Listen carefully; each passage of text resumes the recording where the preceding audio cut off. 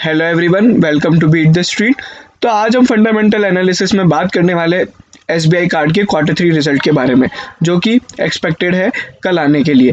उसी के साथ इस वीडियो में हम बात करेंगे कि एसबीआई कार्ड क्यों बढ़ रहा है, एसबीआई कार्ड के पीछे बढ़ने की क्या वजह है। अगर आप जानना चाहते हैं तो हमारे चैनल को ज़रूर सब्सक्राइब कर लीजिए और बेल आइकन को दबा लीजिए। इस वीडियो में हम आपको क्या क्या बताने वाले हैं उसके पहले बात कर लेते हैं। Share price movement, HDFC bank का जो क्रेडिट कार्ड बिजनेस बंद किया गया उसका क्या इम्पैक्ट है, fundamental analysis, business performance, share holding pattern और हमारा ओपिनियन। और लास्ट में हम लोग ये भी बताएंगे कि क्वार्टर 3 रिजल्ट कैसे हो सकते हैं और क्या की फैक्टर्स है जो हमें देखने चाहिए। चलिए, शेयर प्राइस मूवमेंट की अगर बात करें तो काफ़ी शानदार तेज़ी देखने को मिली है। लगभग ये स्टॉक 20% बढ़ चुका है पिछले एक महीने में। इसने जो हाई बनाया है वो करीबन 1,000 रुपये का हाई है इनका 52 वीक का। और अगर आप आज की प्राइस देखें, अभी लेटेस्ट जो 20 जनवरी 10 बजे की सुबह की प्राइस है करीबन 992, तो एकदम ऑल टाइम हाई पे ट्रेड कर रहा है। इसके पीछे क्या वजह है, इतनी शानदार रैली क्यों आई? देखिए, एचडीएफसी बैंक को यहाँ पे आरबीआई ने बैन लगाया था।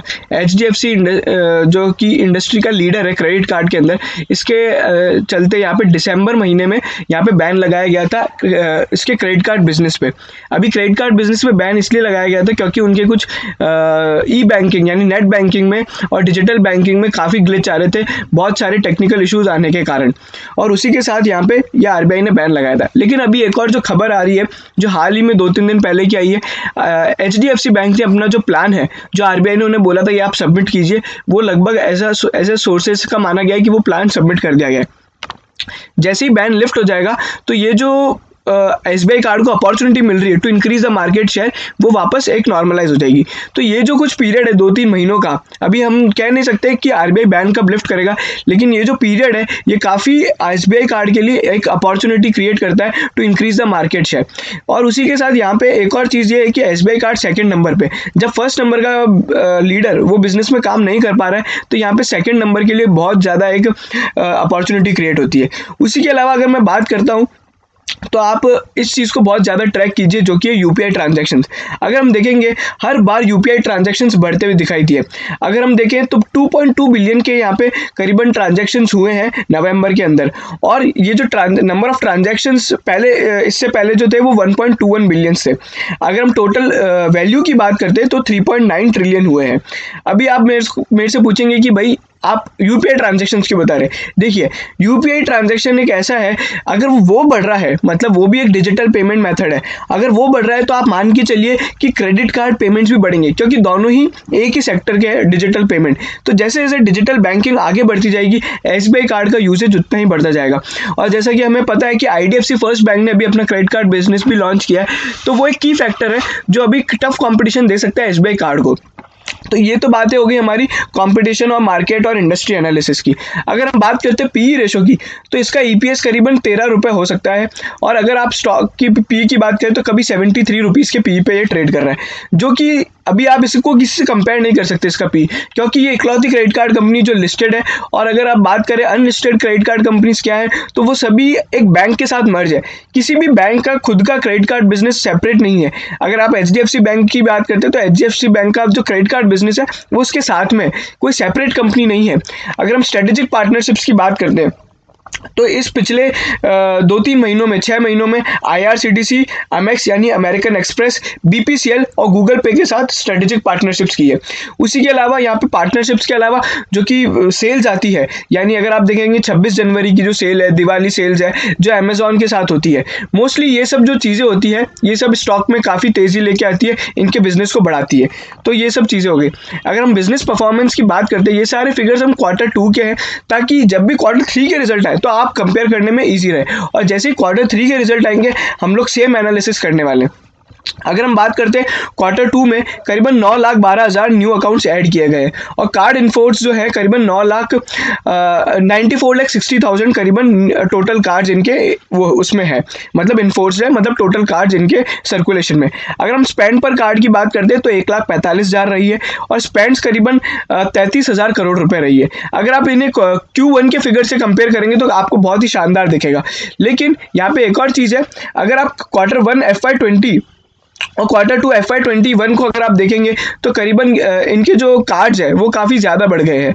और वहीं पे अगर हम रिसीवेबल्स की बात करते हैं तो यहाँ पे रिसीवेबल पर कार्ड जो है करीबन 24,000 करोड़ रुपए है। और उसी के साथ जो अभी Q2 में टोटल न्यू कार्ड्स ऐड किए गए हैं वो करीबन 6,88,000 है। तो ये सब चीज़ें हो गई हमारे कार्ड्स की और उनके कार्ड्स इनफोर्स और स्पेंड्स के बारे में। अगर हम बात करते हैं शेयर होल्डिंग पैटर्न, काफ़ी शानदार शेयर होल्डिंग पैटर्न है। SBI जो कि प्रमोटर ग्रुप है वो करीबन 69.46% स्टेक होल्ड करता है।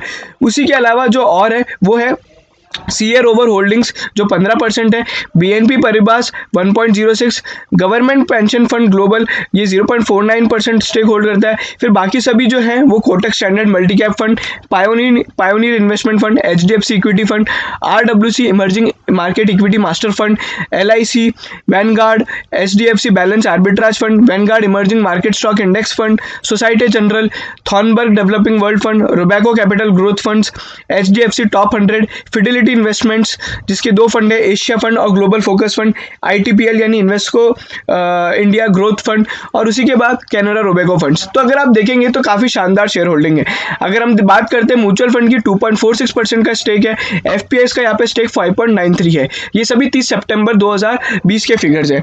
उसके अलावा अगर हम बात करते हैं एसेट क्वालिटी जो कि एक बहुत इंपॉर्टेंट फिगर रहा है, देखिए मैं आपको बता दूं कि पिछले क्वार्टर में यहाँ पे NPS बढ़ गए थे। NPS के बढ़ने का पीछे रीज़न ये था कि लॉकडाउन के कारण काफ़ी लोगों ने पैसा नहीं दिया था, तो इस कारण से यहाँ पे NPA बढ़ते हुए दिखाई दिए। अभी यहाँ पे जो आप GNP फिगर देख रहे हैं वो 4.29% है, बट बैंक ने यहाँ पे एक परफॉर्मा GNP बताया है। परफॉर्मा GNP मतलब 7.46% है। देखिए सुप्रीम कोर्ट में एक मोरेटोरियम का केस चल रहा है जिसके कारण यहाँ पे NPS घोषित करने पर बैन लगाया गया था 31 अगस्त को। अभी ये बैन हटाया नहीं गया है। तो जब बैंक ने अपने सितंबर के रिजल्ट्स पब्लिश किए तो बैंक ने बताया कि अगर उन लोन्स को भी हम लोग NPA घोषित कर दे तो बैंक का करीबन जो एक्चुअल NPA GNPA फिगर होता है वो 7.46% हो जाता है। अभी अगर प्रोविजन कवरेज रेशो की बात करें, प्रोविजन कवरेज रेशो यानी मतलब मान लीजिए अगर NPA 1,000 करोड़ के तो उसका अगेंस्ट प्रोविजन कितना है, तो वो करीबन 656 करोड़ रुपए का है। यहाँ पे 65.6% का NPA। अगर आप मेरे से बात करते हैं कि भाई PCR अगर आप बताएं कि कैसा होता है, तो देखिए भैया HDFC बैंक है ना, उसका 150% का PCR है। और वहीं पे अगर हम सबसे छोटे बैंक हमारे येस बैंक की बात करते हैं तो करीबन 75% का PCR है।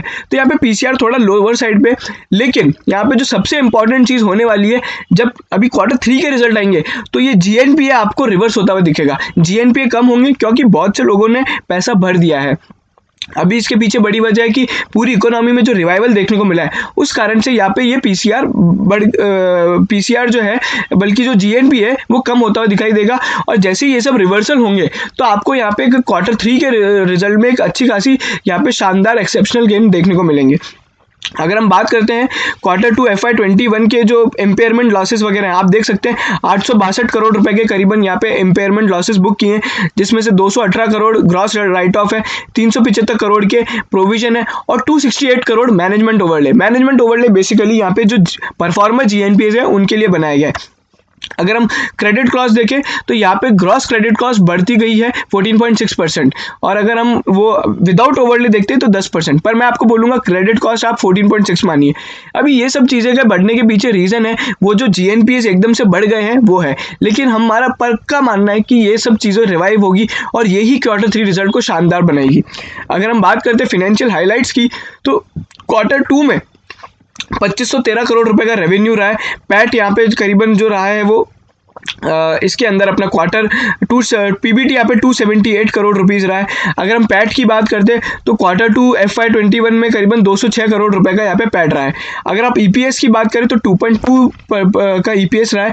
ग्रॉस NPA जैसा कि मैंने आपको बताया 4.3% है, और अगर यहाँ पे कॉस्ट टू इनकम की बात करते हैं तो 49.3% यहाँ पे है। कॉस्ट टू इनकम बेसिकली अगर बैंक यहाँ पे 100 रुपये कमाती है तो 49 रुपीज़ यहाँ पे कॉस्ट लग जाता है और जो उनका रेवेन्यू है वो बाकी बचा हुआ होता है। अगर हम ROA की बात करते हैं तो करीबन 3.4% है, और ROAE की बात करें तो 14.1% है। ये सारी हमारी बात होगी फिनेंशियल हाईलाइट्स की। अगर आप इन्हें कंपेयर करते हैं Q1 से तो आपको हो सकता है थोड़े खराब दिखेंगे, जैसा कि 45% यहाँ पे जो प्रॉफिट कम होता हुआ दिखाई दिया है। इसके पीछे जो बड़ी वजह है वो ये है कि मैनेजमेंट ओवरले बनाया गया था 250 करोड़ रुपए का, जो कि परफॉर्मा GNPA के लिए था। तो अगर आप देखेंगे कि हर बार 500 करोड़ का प्रॉफिट बुक किया जाता है, और इस बार भी मेरा यही मानना है कि 500 करोड़ के ही प्रॉफिट आएंगे लगभग, और यहाँ पे और ज़्यादा ग्रोथ देखने को मिलेगी, और जो मैनेजमेंट ओवरले प्रोविजन बनाए हैं वो रिवर्स होते हुए दिखाई देंगे, क्योंकि अब हो सकता है उनकी ज़रूरत ना हो। तो ये सब चीज़ें हो गई। अगर हम समराइज परफॉर्मेंस की बात करते हैं तो प्री प्रोविजनिंग अर्निंग्स 22% से बढ़ के इनकी 599 करोड़ रुपीज़ का पैट रहा है। मतलब वो जो प्रोविजन हैं 250 करोड़ के वो हटा दिए जाए तो 600 करोड़ का कभी वो हो जाता है। और उसी के बाद इनका जो मार्केट शेयर है वो यहाँ पे कार्ड्स के अंदर 18.7% रहा है, जो कि पिछले H1 FY20 में 18% था। उसी के अलावा अगर स्पेंड्स की बात करते हैं तो यहाँ पे 20.2% रहा है, जो कि पहले 17.9% था। अगर हम ग्रोइंग पोर्टफोलियो तो 16% ग्रोथ हुई है कार्ड्स के अंदर, 4% ग्रोथ हुई है रिसीवेबल्स के अंदर। एसेट क्वालिटी मैंने आपको बता ही दिया कि 4.3% है। और अगर अभी टोटल ओवरले जो है करीबन जो टोटल प्रोविजन करी है वो 750 करोड़ की है। अगर हम यहाँ पे कैपिटल एडिक्वेसी रेशो की बात करते हैं तो 24.3 का है, और वही CET1 बेसिकली वो 21% का है। तो कैपिटल एडिक्वेसी रेशो काफ़ी अच्छा है। अगर हम बात करें rank second in terms of card in force, जैसा कि आप जानते हैं 1 करोड़ 10 लाख कार्ड है, और जो स्पेंड है इनके 49,676 करोड़ रुपए।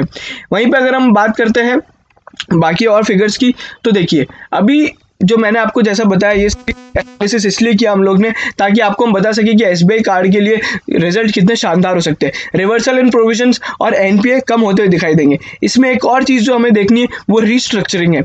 अगर आप रीस्ट्रक्चरिंग की बात करें तो रीस्ट्रक्चरिंग एक ऐसी स्कीम RBI लेके आया था कि जो लोग अभी पैंडेमिक से हिट हुए हैं वो अपने लोन्स को यहाँ पे रीस्ट्रक्चर करा ले। बेसिकली उनकी जो टर्म्स एंड रेगुलेशंस है, लोन के टर्म्स है वो बदल जाएंगे।